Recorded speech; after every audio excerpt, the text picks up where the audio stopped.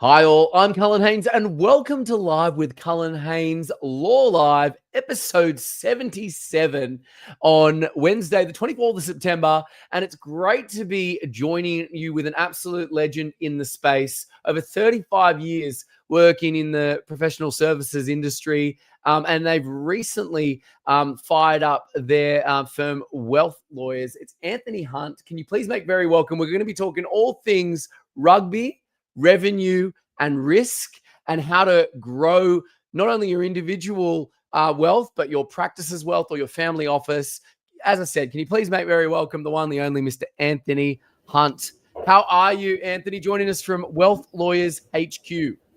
Well, I'm humbled after that fantastic introduction. Thank you very much, Cullen. This is a big act I've got to look up to now. So wish me luck. Absolutely. And I know you're going to do fantastically. And I will stress and I will say to people and invite them, thank you for tuning in to Live with Cullen Haynes. Put your questions in the comments. This is live. This is happening right now. LinkedIn, YouTube, Facebook, Twitch, X. Put them in the comments. I'll do my best to ask them to this behemoth, Anthony, as we go along. But the first question, as always, what is happening in your world right now, Anthony?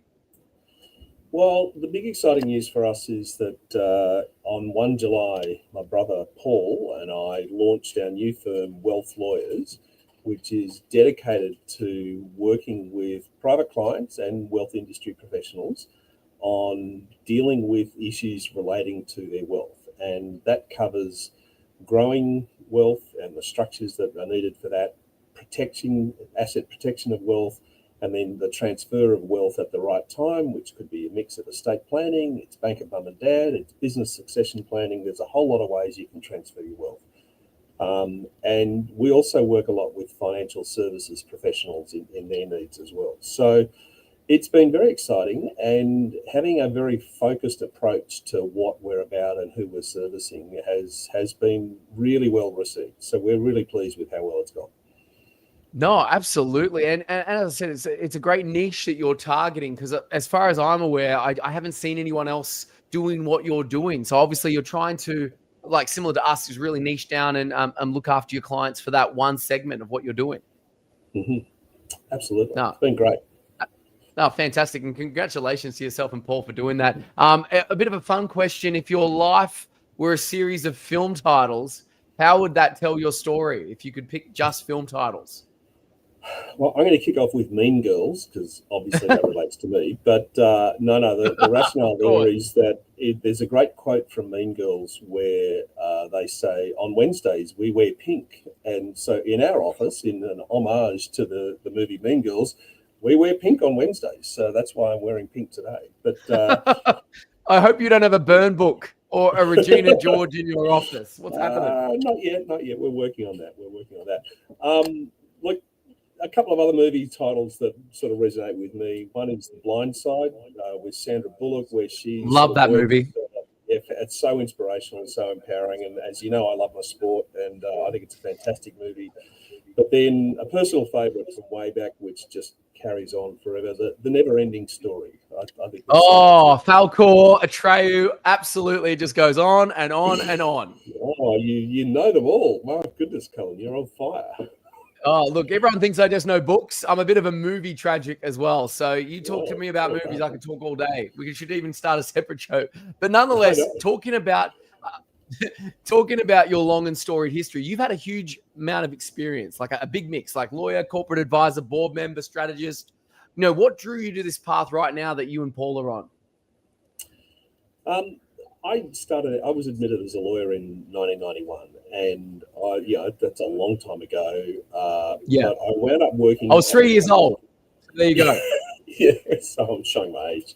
But I wound up going down the path of working in financial services. I had senior roles. I was a general manager at Perpetual. I was a chief operating officer at Westpac Private Bank. So I was in the thick of things and working very much with the industry and working directly with clients and their wealth needs. But my brother Paul had been running his own law firm for some time, and we got together and we said, look, this is a great opportunity to bring the legal expertise, but the industry understanding, to bring that to bear in a very focused way. So that's ultimately what brought us together on this path. And it's been fantastic. We've really been overwhelmed by the response that we've had. Well, it sounds like you're doing something right, but I've put the title, and I'll reiterate again. Say thank you to anyone who's tuning in or rewatching or re-listening. We said rugby, revenue, and risk. So law by Anthony Hunt. So you're a rugby tragic. You put that on your LinkedIn. How has playing rugby and following rugby shaped the way you approach work and strategy? Because there's probably a lot of links that we can draw out there.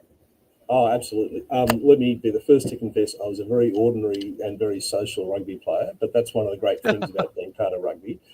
Where I've been involved in rugby over the years is I started out coaching, and then I got involved in organising, and I was the chairman of the Sydney Junior Rugby Union, which oversees all the junior club rugby across Sydney. I'm now on the board of Sydney Women's Rugby. I'm involved in girls representative rugby. So I've been able to be involved in a lot of things around rugby and helping keep it going. What I love about rugby is that it's got a real sense of the values of it are relevant to the rest of your life. So, the values of inclusion, everybody's got a space in rugby. We welcome everybody. The values of participation and everybody's a part of it. Everybody's in the team. Everybody's involved. And respect, the respect for the opposition, for the referees, for everybody else. So I think it's a fantastic model for life. It's a lot of fun, and I've had a ball being a part of it over the years. And the values that come out of that, I think, translate into real life every single day. Always. And is there any particular position or team or player that you can resonate with that really instill those values? Well, I'm a life member of the Waratahs, which is there you go the Tars. We go the Tars, and that's been a challenge over the last few years. I got to admit, they weren't too bad this year, but that's a testament to resilience and hanging in there, and it's going to be our year next year, and wishing for all the best. So fingers crossed on that one. I've got both fingers and both toes crossed there, Anthony. Let me tell you. What's a surprise? A bit of a fun one. Switching gears a little bit. What's a surprising skill or habit that's helped you thrive in your legal career or business advisory work? I think this is probably surprising. A lot of people would think for a lawyer, it's actually shutting up and listening. And they're two separate things in my view. First of all, being able to shut up is a real skill in its own right.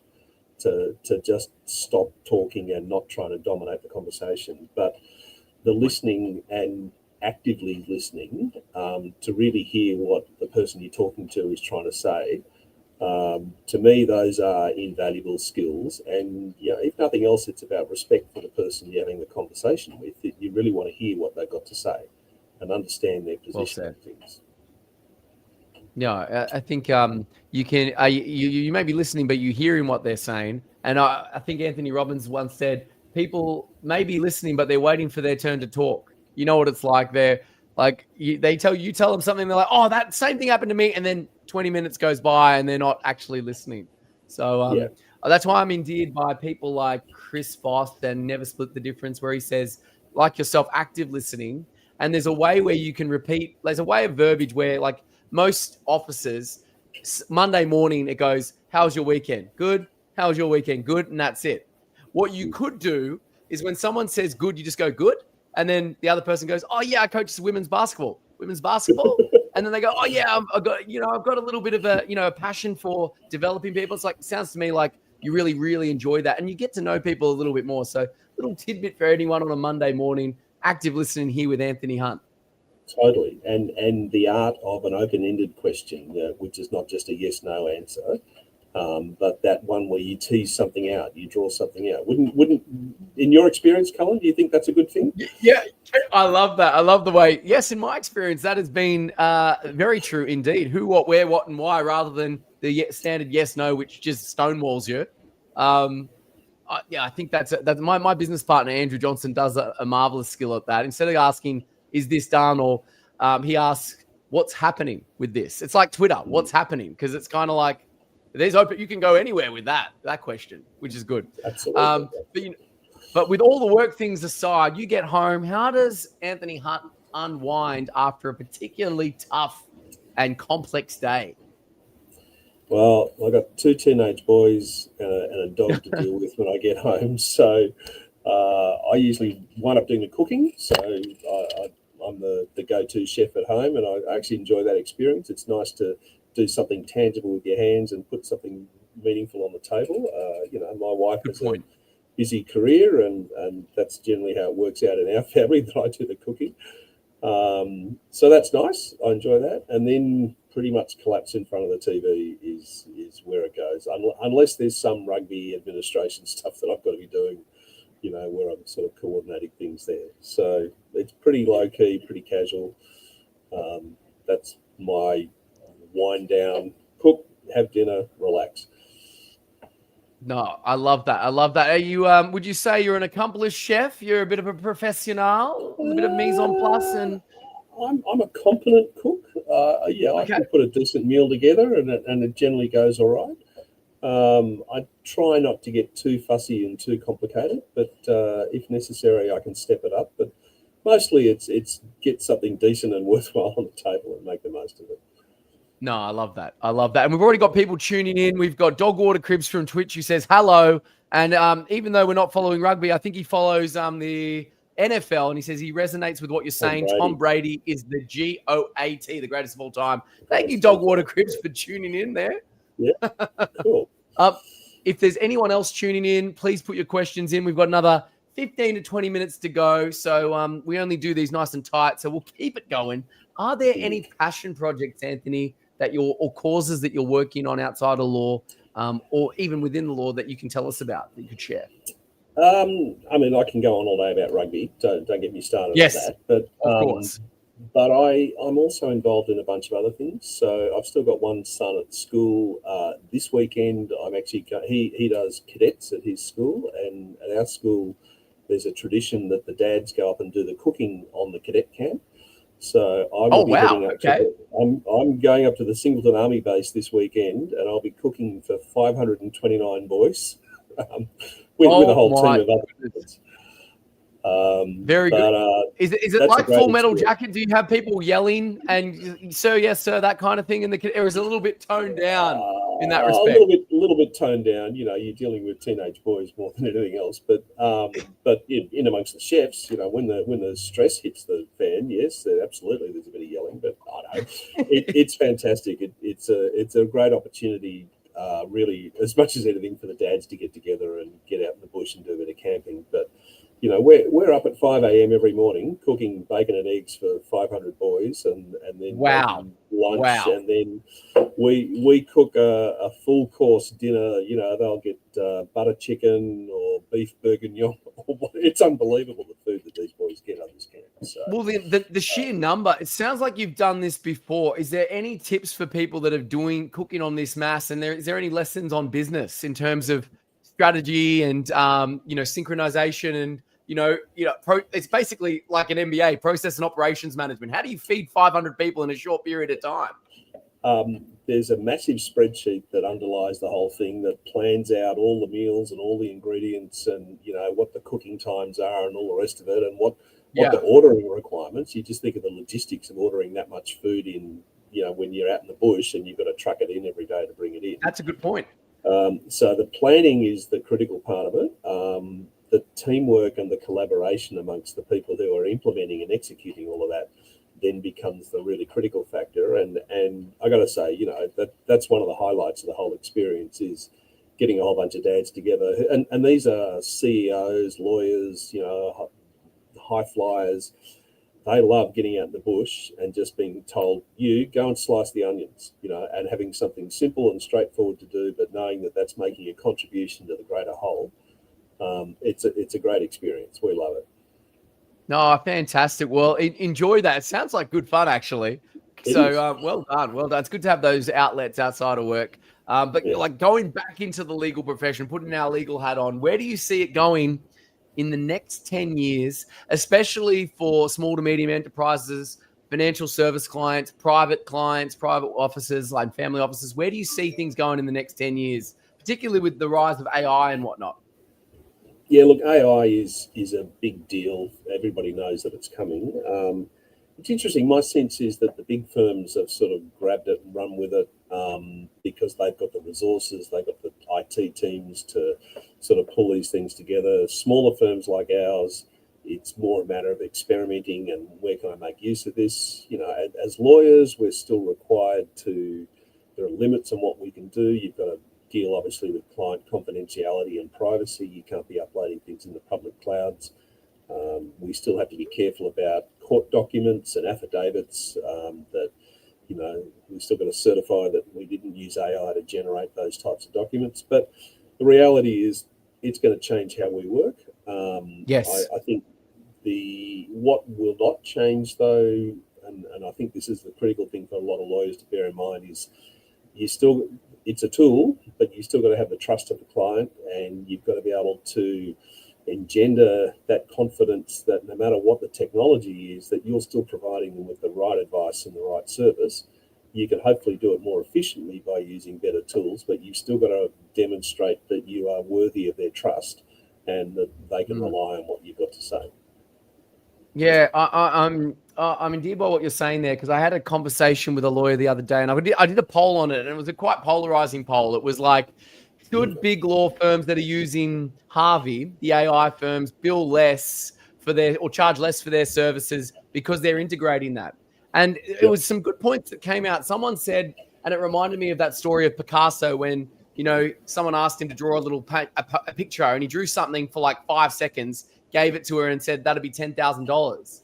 And the lady said, well, Mr. Picasso, you only took like 20 seconds to do that, and I'm paying you 10 grand. She goes, no, my dear, that took me 50 years to be able to draw that in 5 to 10 seconds. And this person on the rightly so said it takes that 10,000 hours of mastery for someone to know what prompts to put into Harvey to get the best outcome for the client. So yeah, I'd love to know your thoughts on that. Should big law firms and firms that use it still bill the same because they're putting it, if they've got that trust and they're using their acumen, it's still them doing the work at the end of the day. It's just making it quicker for them. And we're still ultimately accountable and responsible for everything that's going on. Look, I suspect that the main impact from a lot of this will be that, you know, because we're ultimately becoming more efficient, that legal fees will proportionately come down over time. And I think you mentioned that other firm were charging less. And that's appropriate. You know, if we can produce the same quality outcome but in less time, given that most of us charge one way or another on a time basis, then fair enough, we should be charging less. So we're just using a tool, we're being more efficient, we can pass on the benefit of that to the client, but we're still ultimately accountable and responsible for the quality of the advice we give and earning the trust of the client. Nothing changes on that front. Nothing changes on that front. No, well said. Well said. And this could be related to AI. It could be something way in the past. What's the most unusual or memorable client request you've ever handled, or situation you found yourself in business, Anthony? Look, I've been in all sorts of weird and wonderful situations, but you know, I think for me, I've had a few experiences recently where I've been asked to go in and help people who are in hospital with serious illnesses. And I found that quite humbling and a reminder of, you know, the value of what we're trying to do for people. That, you know, ultimately our role as a lawyer, I think, is to try and, we can't always fix the problems for people. And in these cases, these various clients have had, you know, life-threatening illnesses that they're in hospital for. But what we can do is give them the comfort and the peace of mind of knowing that they've got their affairs organised, that they are in a better place than they were before. And, you know, our role as a lawyer is really to try and help people get there. So nobody comes and see a lawyer because they want to. People see a lawyer because they're in trouble or because they've got some big, messy, complicated problem that they need help sorting out. Whether you're, you know, little Mrs. Smith down the road or whether you're a big corporate organisation, you know, people see lawyers because they need help in sorting out messy, complicated situations. And our job is to get people to a better place than where they were. So if you can do that in a way that you can see the direct relevance of that to somebody who's in a very difficult situation, then that's incredibly meaningful. You feel the ripples, as it were. You're really close to it. I love that, Anthony. It's a beautiful sentiment on that point. And in terms of the wealth that you're looking after for your clients, I interviewed a few episodes ago one of my old guests at the hotel that I used to work at, Four Seasons Hotel. His name's Charles Lowenhop. His grandfather, he's a lawyer in the US, but his grandfather started the first tax law firm for high net worths, and he wrote a book, Charles, called Freedom from Wealth. And I remember asking him once when I was at the hotel, "Oh, freedom from wealth, wouldn't wealth give you more freedom?" And he says, "No, Cullen, once you become wealthy and you say you've invested in a stock that goes billions or whatever it is in your life, it actually shackles you a little bit, because now you have to go, how much do you give your children? How much, what do you do next?" Like, I guess my question to you is, what have you found dealing with wealth for people is the biggest trap or the biggest learning about wealth that you can convey? Does wealth equal happiness, or what's one tidbit you can share about dealing with those kind of situations from the legal side?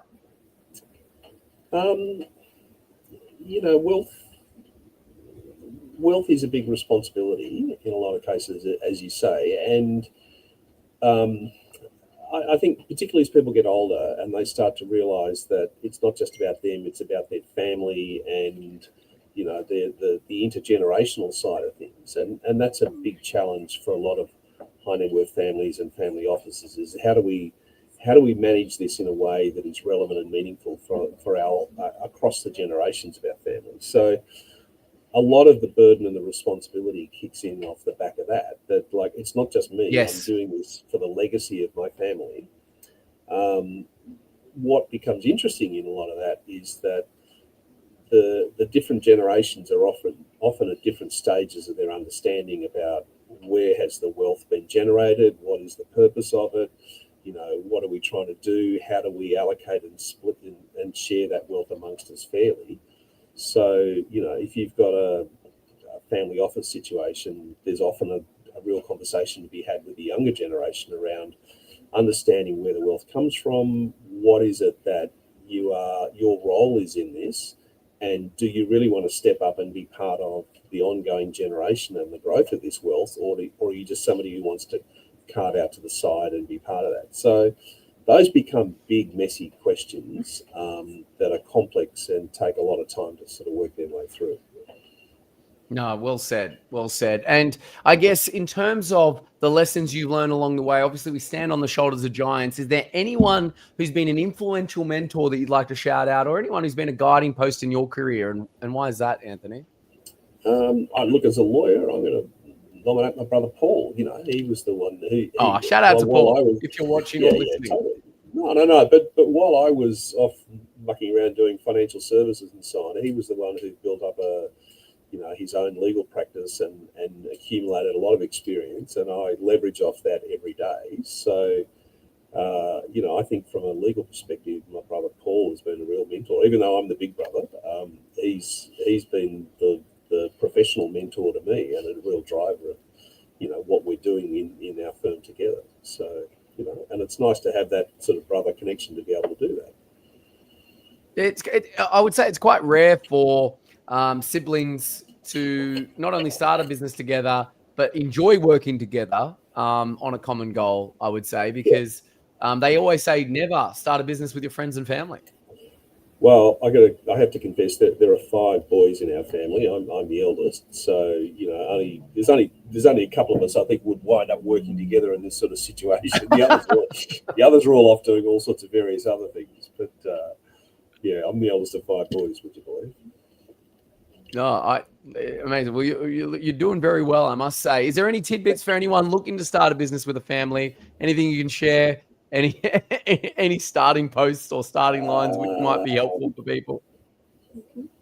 Like any other business, it's about open and honest conversations about what are we doing. I think that's important. What are our expectations? How do we want to make this work?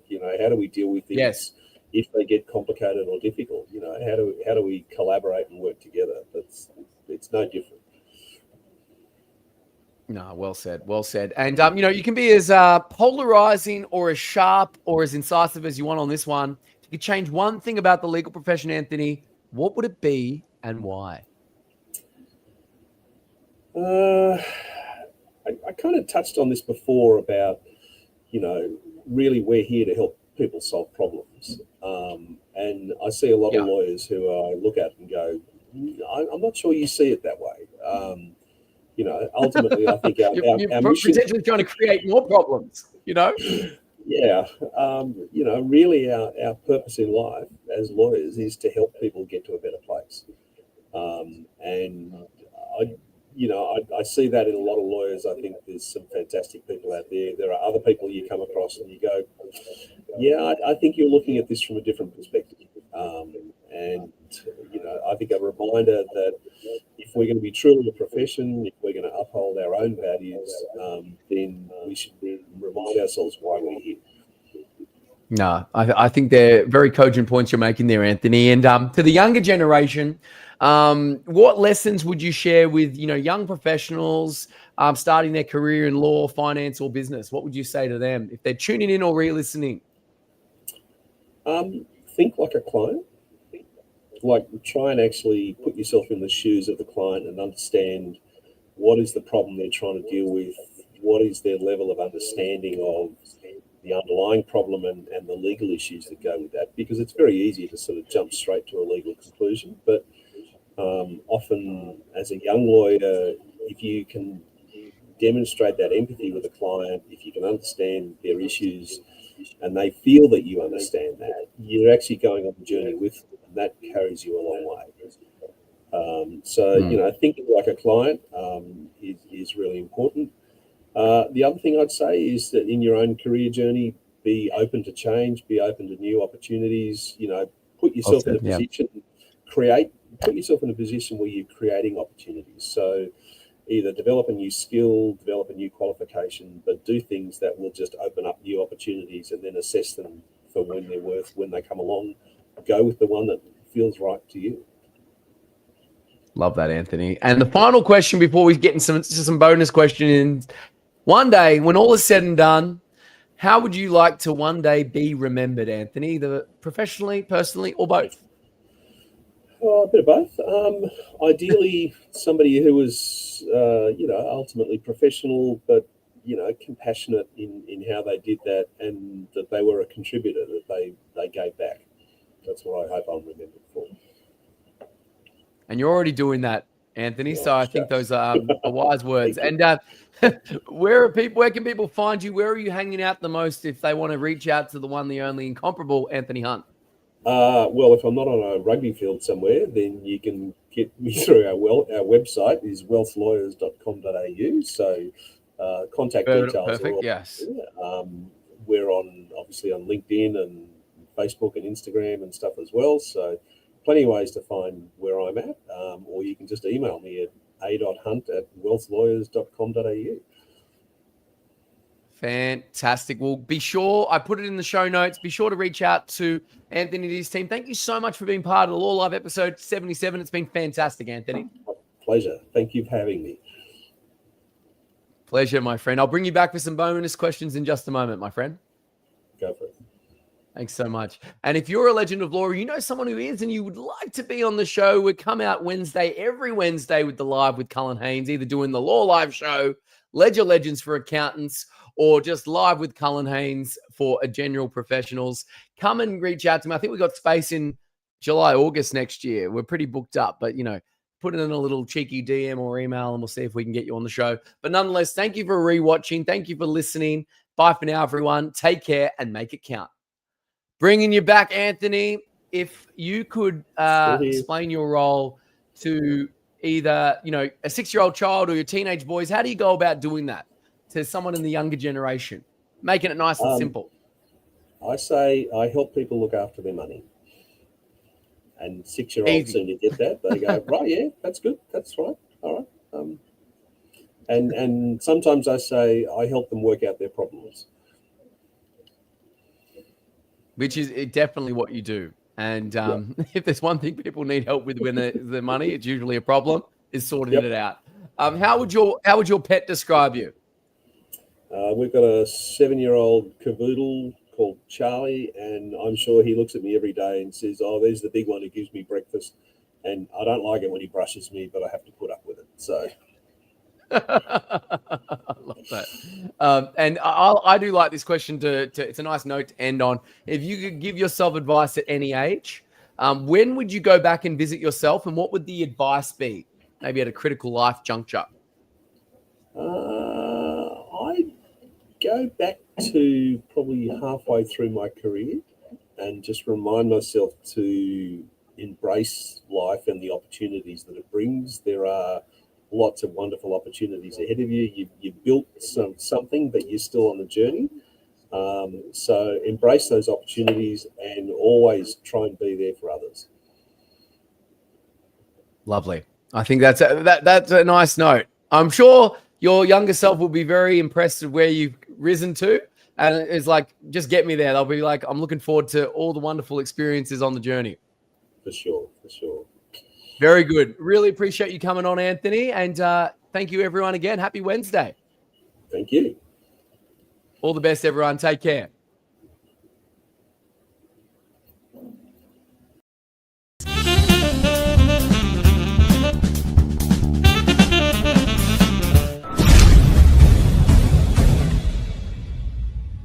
Hey there, Cullen Haynes here, Australia's leading broker for lawyers on LinkedIn, and here's why I want to talk to you today about my book, my new book, The Laws of LinkedIn, 23 ways to find your tribe, build your following, and make 7 figures on LinkedIn. When I started this journey 7 years ago, when we built, myself and Andrew, my business partner, we built Legal Home Loans from the ground up, the pain point for us was we were at a standing start. No one knew who we were. We had no money, we had no contacts, and basically we had to find a way to make our voice heard, talk to our tribe, the legal community, and build trust. And the only thing we had at our disposal was LinkedIn, which was and still is free. There's over 1 billion people on LinkedIn, and I wish when I started, I had this book with me to guide me, because I basically distilled my 23 top leading hacks that we use to build our business to a 7+ figure, and I really want to get it out there and share it with you. So if you're back